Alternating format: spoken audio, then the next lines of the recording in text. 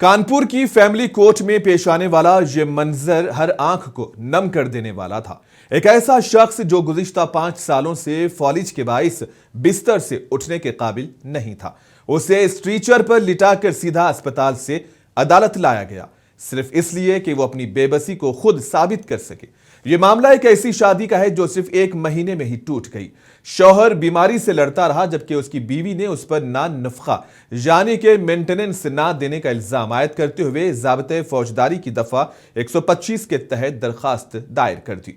बीवी का यह दावा था कि शौहर सेहतमंद है और बीमारी को महज एक बहाना बनाकर मेंटेनेंस देने से बचना चाहता है, लेकिन अदालत में पेश किया गया मंजर इस दावे के बिल्कुल बरअक्स था। शौहर के अहले खाना ने मेडिकल रिपोर्ट्स, तस्वीर और दीगर शवाहिद के साथ उस शख्स को स्ट्रेचर पर अदालत के सामने पेश कर दिया, तो अदालत ने इस दिल दहला देने वाले मंजर और पेश करदा शवाहिद को संजीदगी से लिया और फिर मामले की मजीद समाअत के लिए अगली तारीख मुकर्रर कर दी। ये वाकया न सिर्फ एक कानूनी मुकदमा है, बल्कि इंसानियत, हमदर्दी और इंसाफ पर भी एक खामोश सवाल छोड़ गया है।